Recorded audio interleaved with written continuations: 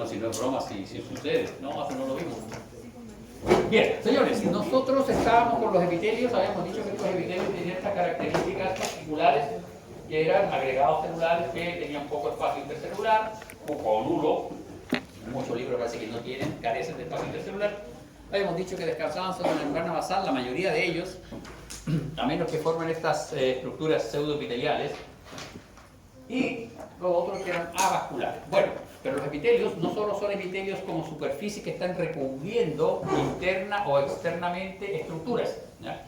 No están formando solo epitelios de revestimiento. El tejido epitelial también forma estructuras más complejas, ya que son las glándulas.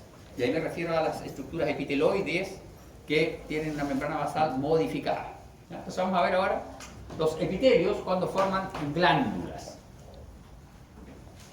Y vamos a tener que los epitelios que están acá arriba del todo, no se ve el láser, no importa, acá arriba del todo está nuestro epitelio. Este es un epitelio, típico epitelio, de acuerdo a lo que está viendo ahí, un epitelio cilíndrico, simple, y está recubriendo una superficie. Y eso es en la etapa fetal, ¿ya? Luego, por una inducción, este epitelio empieza a invaginarse. Empieza a imaginarse. Sin embargo, aquí cuando se invagina puede tener dos cursos. Un curso A, en donde el epitelio que se invagina mantiene su comunicación con el epitelio que le dio origen. Se imaginó el epitelio y mantiene la comunicación, ¿ya? Y en este caso forma lo que se denominan glándulas exocrinas. ¿Por qué se denominan exocrinas? Porque su secreción es vertida por un conducto hacia un exterior. Ahora ese exterior no tiene que ser el exterior de nuestro cuerpo, ¿ya? Se refiere al exterior respecto a la superficie luminar, ¿ya? Entonces es eliminada hacia el exterior a través de un conducto. Entonces estas glándulas exocrinas tienen conducto excretor. Profesor, cuando usted se refiere a esta como zona de luz, ¿a qué se refiere? Porque en el libro, por ejemplo, en el ROS también sale así como zona luminar. ¿A qué se refiere con zona luminar? Se refiere a que cuando las estructuras son cerradas y tienen una pared, asumamos este es el intestino y tiene sus pliegues intestinales, esta es la pared intestinal y este es el lumen o luz intestinal, ¿ya? Bien, entonces si esta es una glándula intestinal, da hacia el lumen del intestino o hacia la luz epitelial, ¿ya? Entonces, exocrina, mantienen su comunicación, presentan un conducto excretor. Si ustedes se fijan, este es el epitelio, este es el conducto excretor. Son células distintas. Y estas son las células endocrinas, secretoras. Estas producen la secreción, estas conducen la secreción. En el caso de las glándulas salivales, se da algo particular. Las primeras porciones del conducto excretor modifican la secreción de la saliva, ¿no? En muchas otras glándulas el conducto excretor es pasivo, solo conduce, ¿no? ¿Qué pasa en este caso? Situación B. Situación B, el epitelio se invaginó, pero aquí perdió el contacto con el epitelio que le dio origen, ¿no? Y este epitelio se asocia a vasos sanguíneos. ¿Por qué razón? Porque como es un epitelio, no tiene vasos sanguíneos. Aquí también hay vasos sanguíneos, no está en el dibujito, pero aquí también hay vasos sanguíneos. Recuerden, esta estructura es un epitelio. Toma los nutrientes para formar su secreción desde los vasos sanguíneos. Pero aquí, como no puede secretar al exterior, se asocia con los vasos sanguíneos con una doble finalidad. Uno, obtener los nutrientes para vivir y para producir el elemento que va a secretar, la hormona. Y dos, porque utiliza los vasos sanguíneos como vía de excreción. Es decir, se fijan, hay unas flechitas aquí. Y esas flechitas están indicando que estas células secretan hacia los vasos sanguíneos. Entonces, si nosotros dibujamos estas células son bien simpáticas. Nosotros las vamos a dibujar aquí, para que entendamos un poco. Vamos a poner dos células, ambas públicas muy feas, pero no importa. Eso no nos preocupa hoy. Vamos a poner acá nuestra membrana basal en verde. Entonces, es bien fácil saber si es endocrina o exocrina. Las exocrinas van a secretar generalmente gránulos secretorios hacia el lumen, hacia el exterior, en contraposición a la membrana basal. Esta es la membrana basal, hacia la parte apical. Entonces las exocrinas tienen gránulos apicales en su membrana. En cambio las endocrinas, cuando tienen gránulos, los gránulos están ubicados en la parte basal, porque la endocrina secreta hacia la membrana basal. ¿Cuál es la idea de secretar hacia la membrana basal? Que esta secreción llegue a los vasos sanguíneos que están por debajo de la membrana basal. ¿Ya? Entonces, endocrina secreta hacia la membrana basal, la exocrina secreta hacia su polo apical. ¿Ya? Y aquí lo vemos. Aquí vemos dos tipos de organización de estas glándulas endocrinas. Algunas pueden ser acúmulos celulares y otras pueden ser estructuras ovoideas, que se llaman nódulos glandulares. Bien, sigamos con nuestras clasificaciones de nuestras glándulas. Acá están. Estas son las glándulas exocrinas y estas son las glándulas endocrinas. Esta es una clasificación de acuerdo a la forma como ellas secretan. ¿Ya? Las glándulas exocrinas se clasifican de acuerdo a la forma como ellas secretan y pueden ser merocrinas, apocrinas o holocrinas. Esa es la forma como libera su secreción. Las merocrinas son la típica glándula que yo dibujé ahí, que tiene gránulos secretorios. ¿Se fijan? Los gránulos secretorios están apicalmente dispuestos.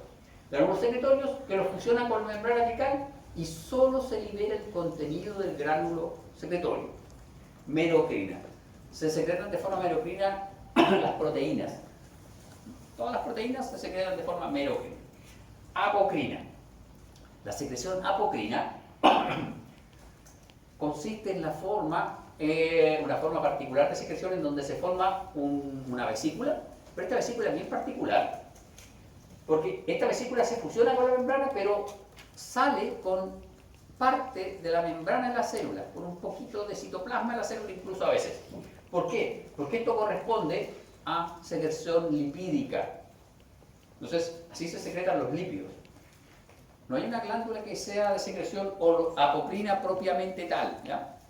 Hay el mejor ejemplo de secreción, glándula que presenta secreción apocrina es la glándula mamaria. Pero la glándula mamaria presenta ambos tipos de secreción, merocrina y apocrina, porque la leche tiene contenido proteico y contenido lipídico. Y luego tenemos la secreción holocrina.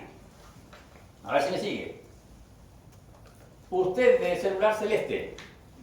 Sí, señor, usted. ¿Qué puede significar holocrino? Usted vio la... Eso es súper nerd y antiguo esto, en la Guerra de la Galaxia, el holograma de la princesa Leia. ¿Lo vio? ¿Entiendes lo que es un holograma? Entonces, si entendemos eso, ¿cómo sería la secreción holocrina?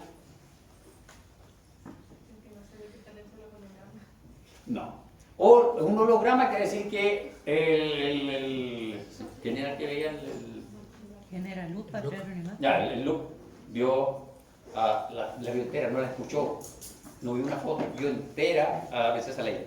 Eso se refiere holo es entero, ¿ya? Entonces estas células se secretan entera la célula, se pudre la célula y sale fuera la célula completa, ¿ya?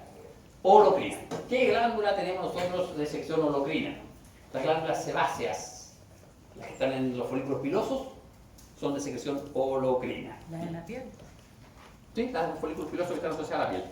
Las glándulas holocrinas, la mayoría de ellas, salvo algunas poquitas de localización restringida, están asociadas a folículos pilosos, siempre, porque no tienen conducto propio. De hecho, hay gente que las quiere sacar de las glándulas porque no tienen conducto propio, secretan el folículo piloso. Hay unas poquitas que no tienen folículo piloso y se localizan en el borde del vermellón, en la zona que delimita el labio, y son los famosos puntos negros que salen en el borde del labio y que duelen mucho y que se infectan. Son glándulas de este tipo.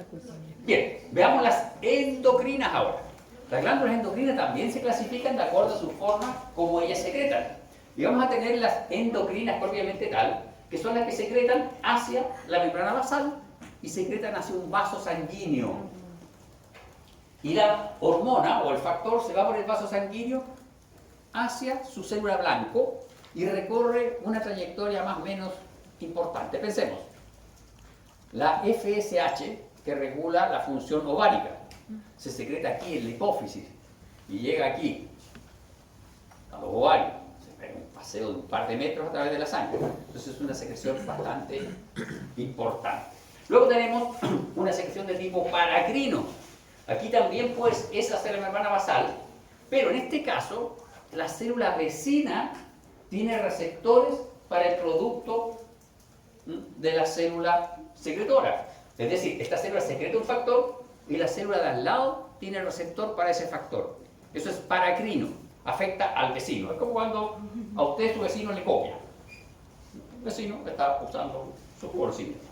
Acá, esta célula secreta. ¿Dónde hay este ejemplo? En el islote de Langerhans, en el páncreas endocrino. La secreción de insulina y glucagón es regulada por las células delta que secretan somatostatina y la regulan, ¿no? Y luego tenemos secreción autocrina, y en este caso estas son súper especiales porque la secreción es lateral o apical. Y esta secreción autocrina es muy escasa, pobremente descrita. Bien, y acá están los ejemplos de secreción para que ustedes vean. Acá existe un gránulo secretorio que se fusiona, solo se libera el contenido, se libera parte del citoplasma. Este sería la glándula mamaria, ¿se fijan? Tiene secreción apocrina y secreción merocrina. Y luego el sebo, o de la glándula sebáceas, que se secreta toda la célula, se pudre la célula y sale toda la célula completa. Bien, como dijimos que los epitelios, nosotros dijimos que nuestros epitelios, vamos a dejar así nuestro epitelio, descansaban sobre una membrana basal y por debajo del epitelio había un tejido conectivo, un tejido subyacente, y cuando esto formaba una estructura particular se le llamaba mucosa, ¿cierto? Era la mucosa que tenía un epitelio y una lámina propia. Bien, pero eso es cuando el epitelio es una estructura de superficie, pero cuando el epitelio se transforma en una glándula, al introducirse el epitelio hacia el tejido conectivo, cuando el epitelio se introduce hacia acá, hacia el tejido conectivo, modifica el tejido conectivo que está asociado a ella. ¿Por qué razón? Porque necesita gran cantidad de vasos sanguíneos alrededor de la glándula para poder producir la secreción, ¿ya? Entonces, el tejido conectivo que está asociado a la glándula se modifica levemente respecto del tejido conectivo que está más distante de la glándula, ¿ya? El tejido conectivo que está más distante de la glándula tiene X características, en cambio el que está inmediatamente asociado a la glándula tiene características distintas. Este de aquí tiene mayor cantidad de vasos sanguíneos. Y entonces, como los histólogos no podemos estar hablando del tejido conectivo que está asociado a la glándula, del tejido conectivo que está distal de la glándula, lo que se hizo fue darle un nombre a ese tejido conectivo, ¿ya? Y a los elementos epiteliales que forman la glándula también se le dio un nombre. Y se denomina parénquima a los elementos epiteliales que conforman la glándula. Vale decir, la porción secretora y la porción conductora, ¿no? Si ustedes se fijan, esto de aquí es una glándula sudorípara. Está en la piel. La piel, si ustedes tocan su piel, es dura. Tenemos el epitelio. Oiga, ¿qué epitelio de la piel? Yo esa clase ya la hice, se me olvidó. El epitelio de la piel, ¿cómo era que se llamaba? No, pero no, estuvo 4 días para estudiar histología. No me diga que estuvo descansado. Ya, el epitelio era estratificado, plano, queratinizado. Debajo de ese epitelio hay un tejido conectivo que es duro. Se llama tejido conectivo denso. En mi caso ya no está tan denso porque mi colágeno está medio malo, se me estoy llenando de barrura. Pero en el de ustedes es un colágeno duro, con harto colágeno, hartas fibras elásticas, ¿ya? Entonces, si ustedes se fijan, piel, colágeno duro, esto es colágeno, lo que está en azul. ¿Se fijan que los trozos de colágeno son gruesos? ¿Son grandes? En cambio, el que está asociado a la glándula son más delgaditos, son celestitos, más claritos. Entonces, el tejido conectivo que está asociado asociado al elemento glandular, al parénquima, es más laxo que el tejido conectivo que está formando parte de toda la dermis de nuestra piel, ¿ya? Porque estas son glándulas sudoríparas que están distribuidas en toda la piel, ¿ya? Entonces, este tejido conectivo laxo, mucho más vascularizado, esos ahí son vasos sanguíneos, ¿se fijan? Todos esos son vasos sanguíneos, mucho más vascularizado que el resto del tejido conectivo, este se llama estroma. Entonces, una glándula va a estar constituida por un estroma y por un parénquima. El estroma es el tejido conectivo diferenciado que acompaña al parénquima o que rodea al parénquima y que ayuda muchas veces a darle soporte estructural a la glándula.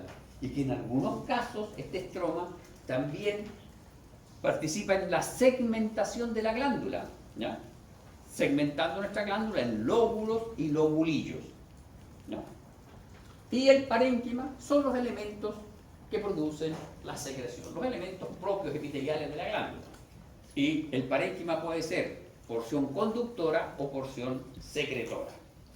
Y aquí es bien fácil saber cuáles son las porciones secretoras. Estas son las porciones secretoras, esto es una glándula sudorípara, estas son las porciones secretoras, y eso de ahí es la porción conductora. Y yo sé que es la porción conductora, ¿por qué? Porque yo sé de la clase pasada que epitelio cúbico estratificado tenía el conducto excretor de la glándula sudorípara. Y si esta es una glándula sudorípara y yo veo un conducto con epitelio cúbico, ¿ven? Dos núcleos y un lumen. Esto es epitelio cúbico. Estratificado, porque son dos núcleos, no es un solo núcleo, están a distinta altura. Epitelio cúbico estratificado es el conducto excretor de la glándula sudorípara. Pero además yo sé, porque este epitelio es más eosinófilo que la porción secretora, la rojita. En este caso estamos viendo una glándula mucosa. Aquí hay una glándula mucosa. Esta es una glándula seromucosa, probablemente sea una glándula salival. Nosotros vemos acá, ¿se fijan? Esta es una porción secretora y ahí están iniciándose las porciones conductoras. En este caso, como es mucoso, las celulitas, ¿se fijan? Tienen el citoplasma muy blanquito. ¿Recuerden? La célula caliciforme que secretaba moco, se veía el citoplasma blanquito. Y en este caso, miren el núcleo. El núcleo está abajo de la célula, en el polo basal de la célula, y es bastante condensado y aplanado. Entonces, citoplasma medio blanquito, núcleo basal, condensado, heterocromatínico. Este es un acino mucoso. Esta es una célula que produce moco. Esta es una glándula de excreción mucosa, ¿ya? Y esto es el parénquima, y esto de aquí es el estroma de mi glándula. Y acá tenemos una glándula salival, esta es una glándula salival, tenemos, esta es la estructura de la glándula, y esto que está aquí es el tejido conectivo que está asociado a nuestra glándula, que la está separando del resto de los conectivos, ¿no? Y se fijan que hay un tejido conectivo medianamente denso, que forma toda la glándula, y luego hay tabiques de ese tejido conectivo que van segmentando porciones de esta glándula. Entonces, en estas glándulas que son complejas hay una estructura que se llama lóbulo, y hay estructuras más pequeñas que son lobulillos.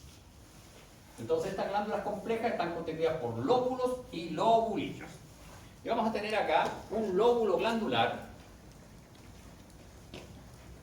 Este es el lóbulo de la glándula. Y aquí están los lobulillos. Estos son los lobulillos. Vamos a simplificar nuestra glándula, vamos a hacer solo 4 lobulillos. Entonces, este es parénquima, este es estroma. Vamos a poner aquí nuestro estroma para que entendamos que esto es estroma. Este es estroma. Y en el parénquima vamos a tener acinos secretores. Voy a buscar solo 3. Y porción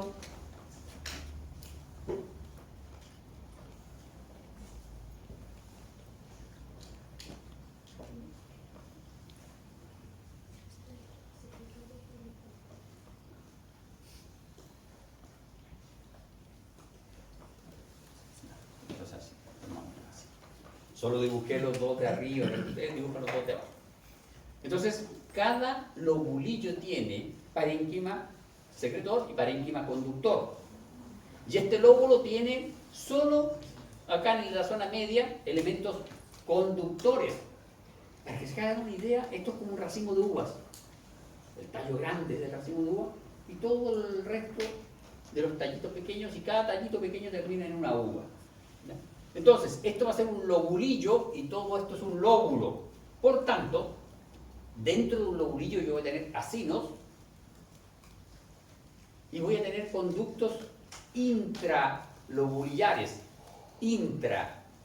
Están dentro del lobulillo. Y en este caso, esto es una glándula salival, el conducto intralobulillar es el conducto intercalar y el conducto estriado. El conducto intercalar se caracteriza porque tiene epitelio cúbico plano a cúbico bajo a plano. ¿Ya?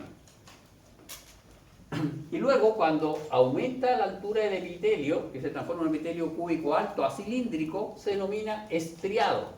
Pero si ustedes se fijan aquí, hay una característica bien particular. En la parte basal tiene unas rayitas, por eso se llama estriado. ¿Por qué razón? Porque tiene gran cantidad de repliegues basales y mitocondrias. Por eso se ve con esas estrías. ¿No? ¿Y para qué tiene tanta mitocondria? Porque modifica la secreción de la saliva. ¿Ya? Reclama algunos elementos de la secreción y quita agua a la secreción de la saliva. ¿Ya? Recupera algunos iones. Eso lo van a ver en fisiología. De momento me interesa la parte histológica. Entonces vamos a tener el intercalar, cúbico a plano, estriado, cúbico alto a cilíndrico, con estriaciones basales. Estos dos modifican la secreción de la saliva. Y hay un detalle interesante. Si ustedes se fijan aquí, hay una celulita que está dibujada con un color medio rojo. Soy el único histólogo en el mundo que no sabe los colores. Me van a perdonar, pero a mí eso no es rojo. ¿Ya? Ustedes me van a decir que no es rojo, pero no importa, a mí es rojo.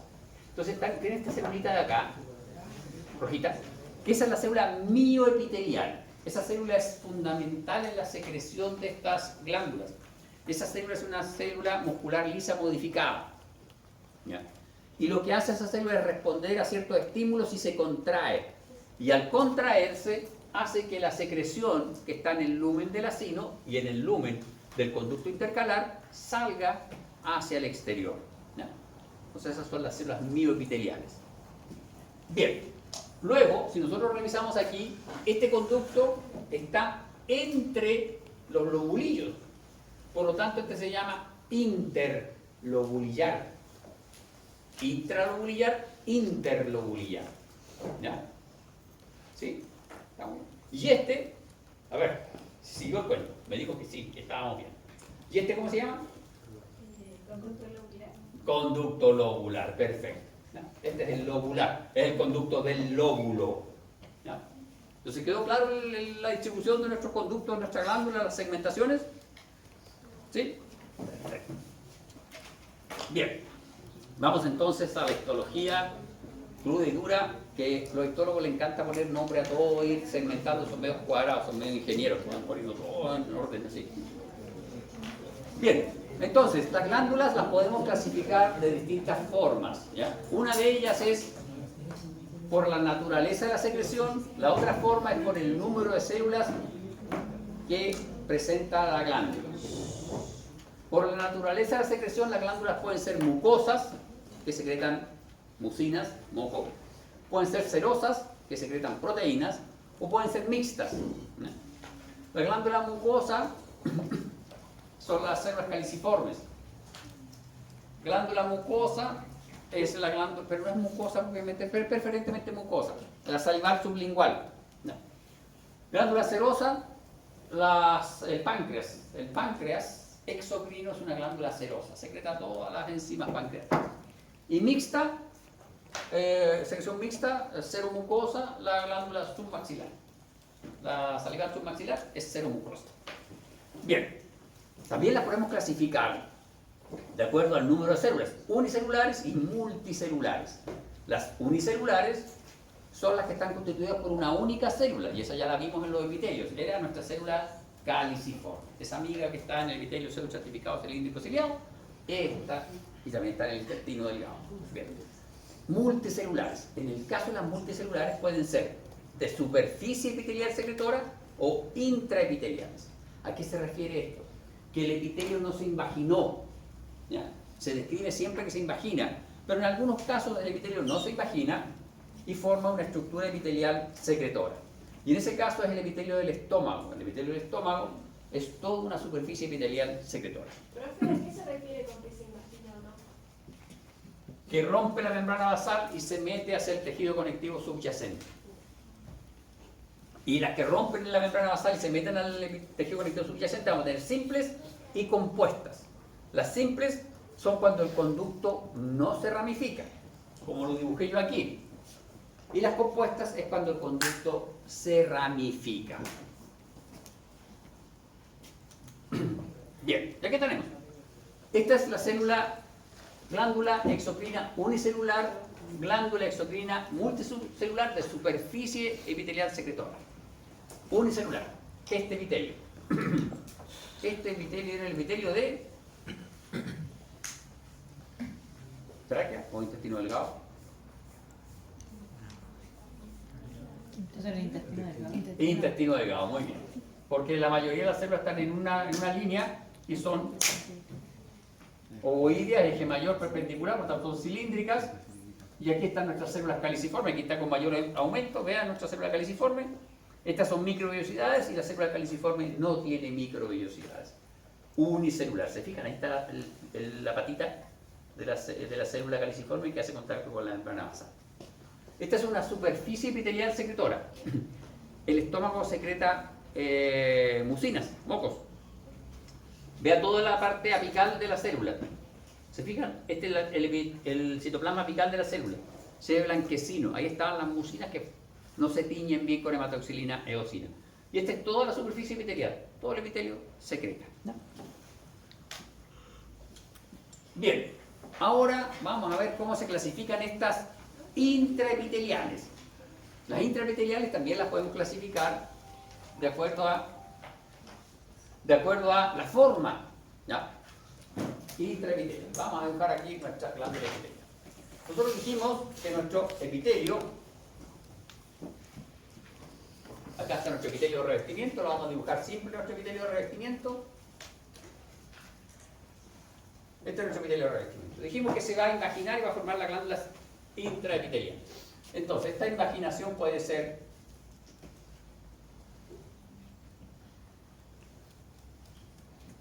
de aspecto tubular,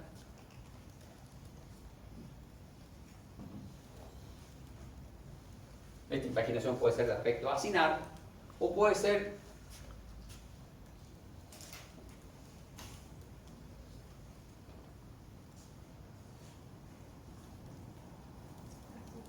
túbulo acinar. ¿Se fijan?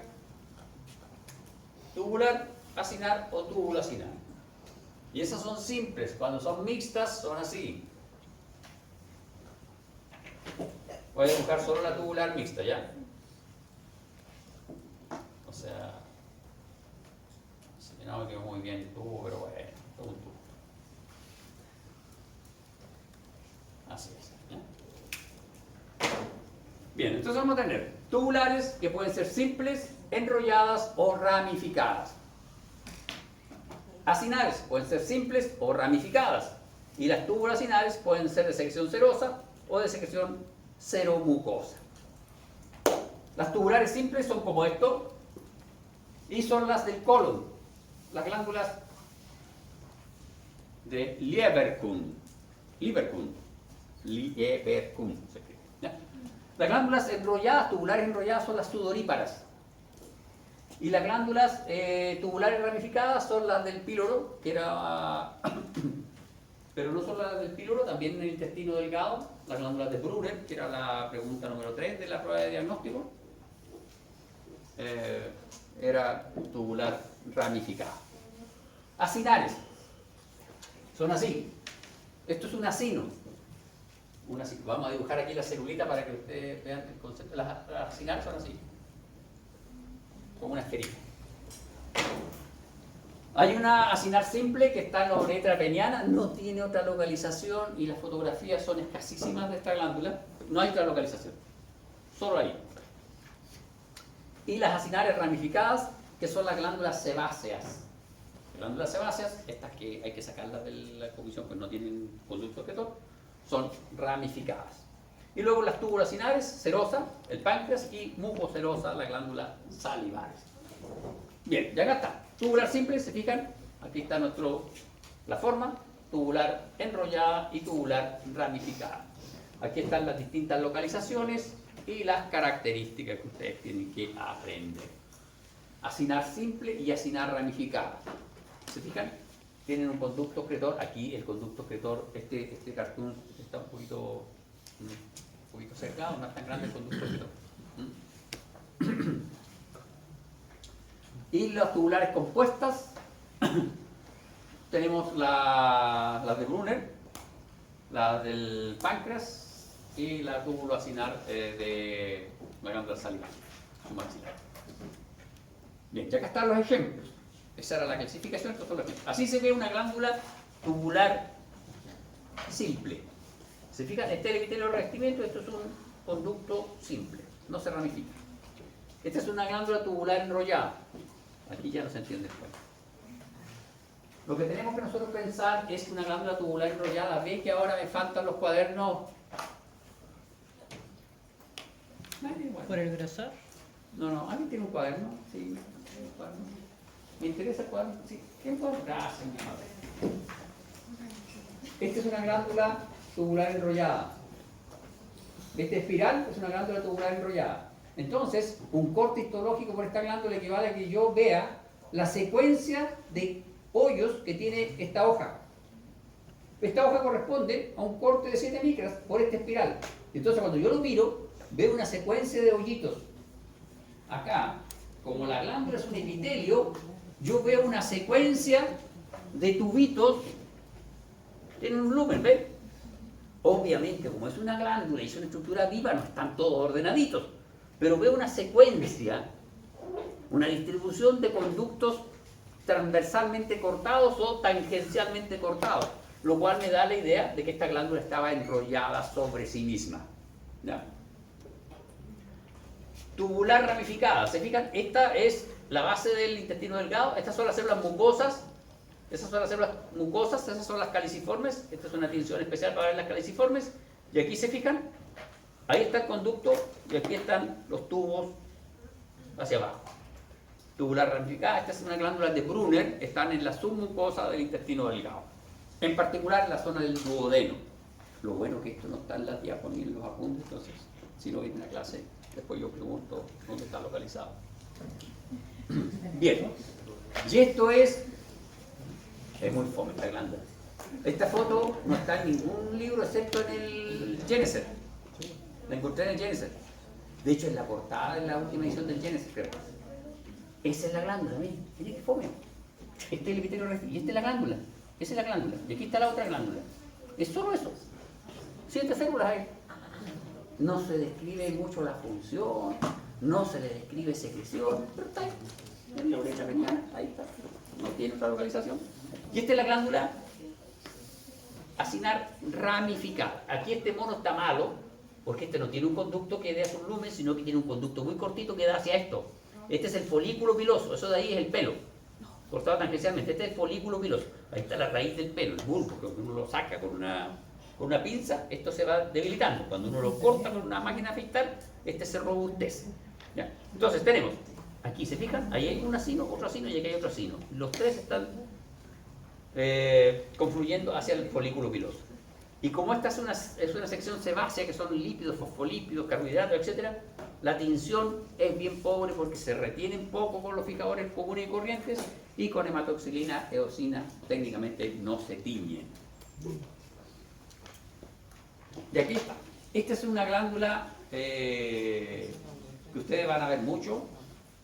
Es una glándula salival, seromucosa. Esta es la submaxilar. Hay un túbulo y ramificaciones, y cada ramificación termina en esta estructura redondita que son los acinos. ¿Se fijan? Este es acino, este es conducto. Estos son estriados, y por aquí debería haber un intercalar, no lo pillo, pero debería haber un intercalar más delgadito. Estos son estriados. ¿Por qué sé que son estriados? Porque son cilíndricos. Y aquí tenemos acinos mucosos, ¿se fijan? El núcleo abajo, citoplasma clarito, acino seroso. El núcleo se localiza en la zona medio basal de la célula, es redondo. Este núcleo se localiza en la región basal de la célula, es plano.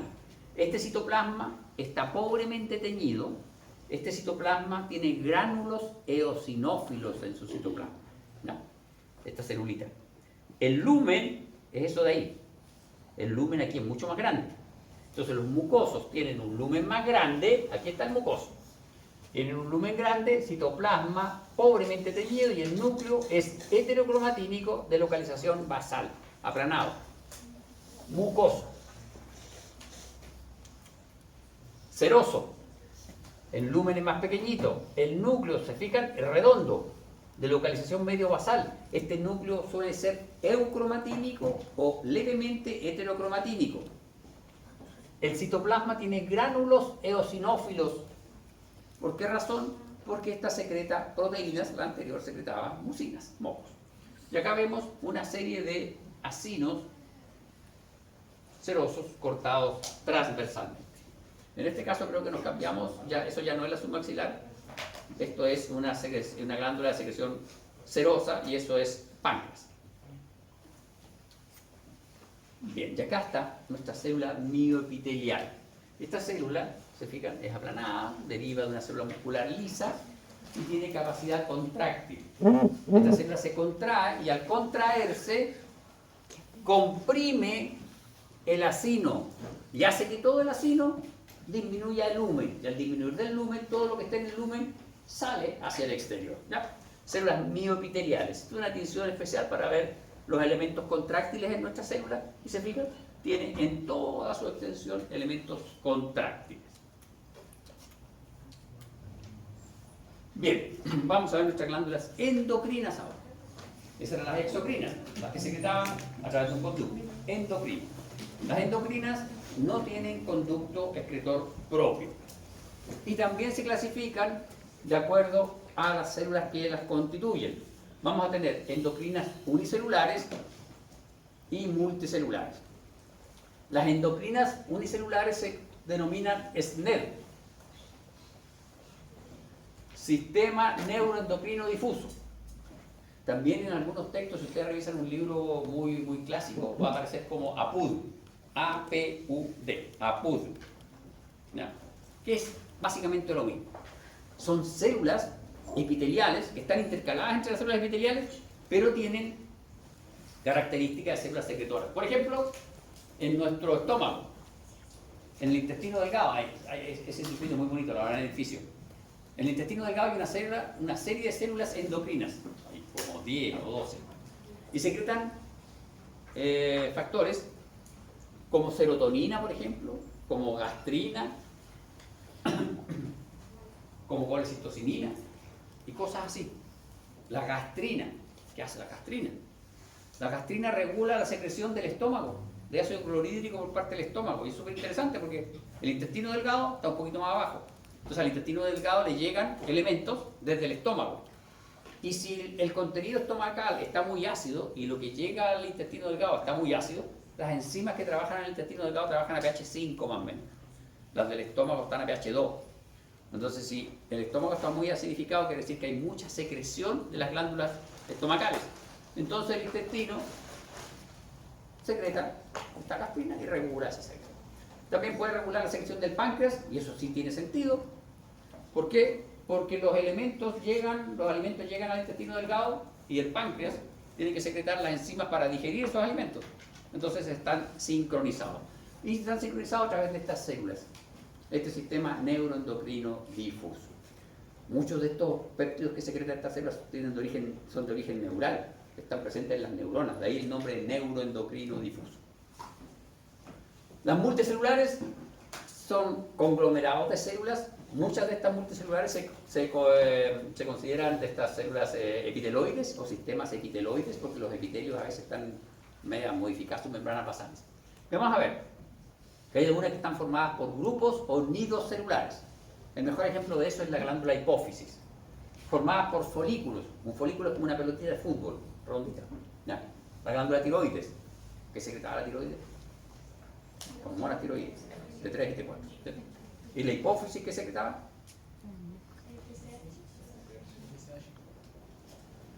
Todos los TSH.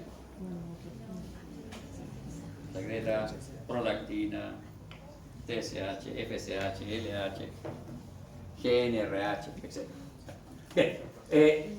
Y luego tenemos la formada por cordones celulares, que es la glándula adrenal. Aquí en la glándula adrenal habría que poner un paréntesis, porque no es toda la glándula adrenal. La glándula adrenal tiene dos componentes. Un componente que es la corteza, que es glandular, epitelial, y tiene una zona que es la médula. Y la médula de la glándula suprarrenal o de la glándula adrenal tiene un origen neural y tiene características más similares a esto. ¿No? Entonces esto sería solo lo de la corteza de la glándula adrenal. Y aquí se fijan ustedes, esto es intestino. Aquí si uno mira, ¿por qué ese es todo blanco? Porque esta es una tinción inmunistoquímica para serotonina. ¿Qué hace la serotonina en el intestino? Pues bueno, es secretada por una glándula unicelular. Vean, una célula del epitelio. Y aquí es súper interesante. Se ve un poquito mal porque el contraste no es bueno. Pero esto es una inmunotinción, se utilizan anticuerpos para teñir. Entonces por eso solo se tiñe la célula que produce serotonina. Todas las demás, esta es la lámina propia y este es el epitelio. Se fijan, aquí está el lumen. Este es el lumen intestinal. Ese hoyo de ahí, ese es el lumen intestinal. Esta es la membrana basal. ¿Hacia dónde está la secreción? Hacia la membrana basal, porque es endocrina. No secreta hacia el lumen. Sin embargo, de estas células endocrinas unicelulares hay dos tipos. Hay una que es de tipo abierto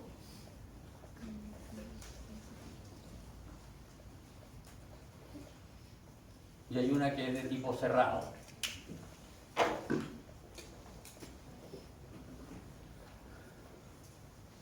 Y para que sepamos que este es el intestino delgado, aquí vamos a dibujar una caliciforme bonita para ¿no?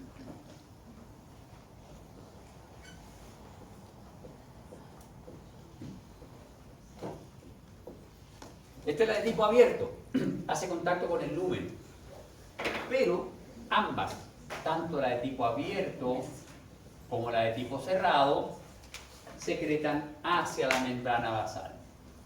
¿Cuál puede ser la idea funcional de la de tipo abierto?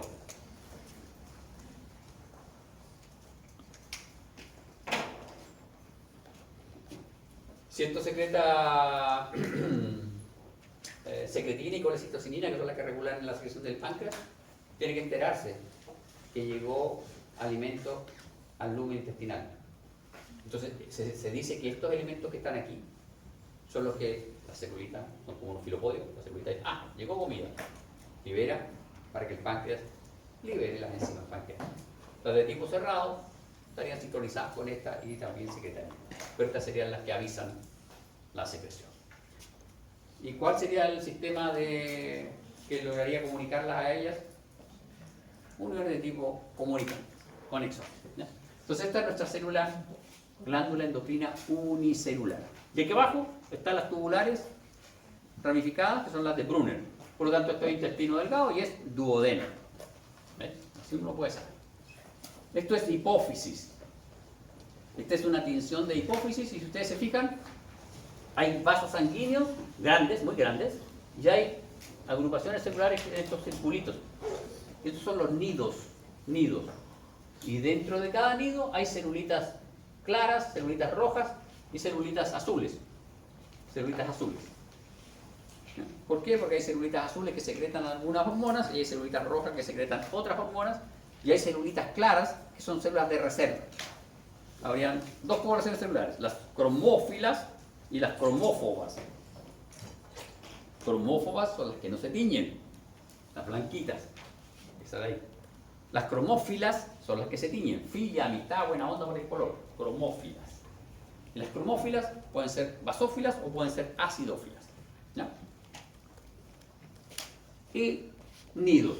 Y cada nido está delimitado por una, si ustedes se fijan ahí hay una línea celeste. Eso es colágeno. Poquísimo colágeno, sí, son más fibras reticulares, pero el colágeno ya vamos a ver más adelante que es un colágeno. La fibra reticular es un colágeno de tipo 3. ¿Ya? Entonces ahí tenemos, estos son nidos, se llaman nidos. Folículos. ¿Se fijan? Aquí hay un lumen que está lleno de una secreción y aquí hay un epitelio que está revistiendo a este lumen. Estas son como esferitas de fútbol, ¿no? Las célulitas, y en el interior está la secreción. Los folículos tiroideos son re complejos, porque esta es una glándula endocrina, es decir, esta glándula secreta hacia los vasos sanguíneos que están aquí, pero tiene también una secreción apical. Es como raro. Esta glándula todo el día está secretando el precursor de las hormonas tiroideas hacia el lumen. Luego este precursor lo yoda, lo procesa y lo secreta hacia la membrana basal. Esa complejidad de este proceso es lo que hace que las enfermedades tiroideas son más o menos abundantes, tienen un índice un poquito alto, ¿ya? Los trastornos tiroideos, el hipotiroidismo, hipertiroidismo, está asociado un poco con eso. Y esta es la glándula adrenal. Esta es la médula, y en la médula se fijan que hay como niditos. Esto es de origen neural, son nidos.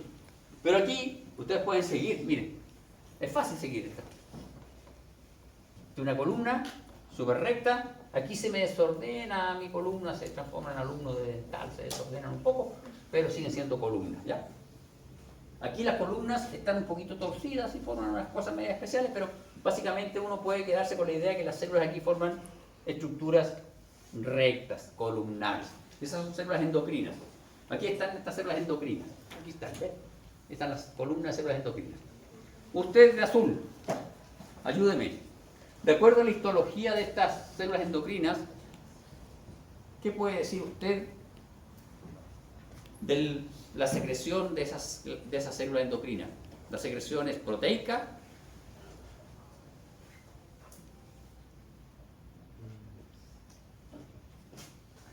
¿O es un derivado lipídico? Lipídico. ¿Por qué dice que es un derivado lipídico?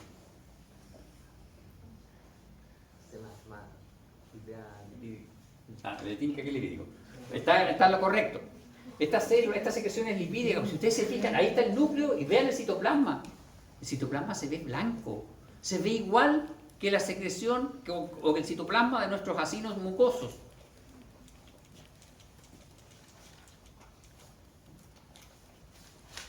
Acino mucoso. Esto es moco, pero el moco tiene algo de líquido también. Pero nosotros en una glándula endocrina no vamos a secretar moco, no, secretamos derivado lipídico. Entonces, estas glándulas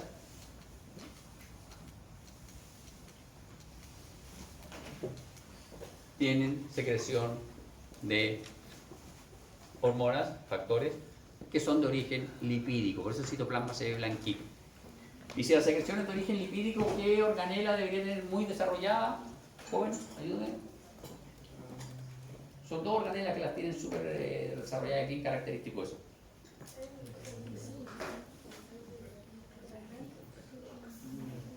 El retículo endoplasmático liso, perfecto, sí. ¿Y qué otra estructura? Las mitocondrias. Tienen mitocondrias alargadas con crestas mitocondriales altas. Esa es la ultraestructura de esas células.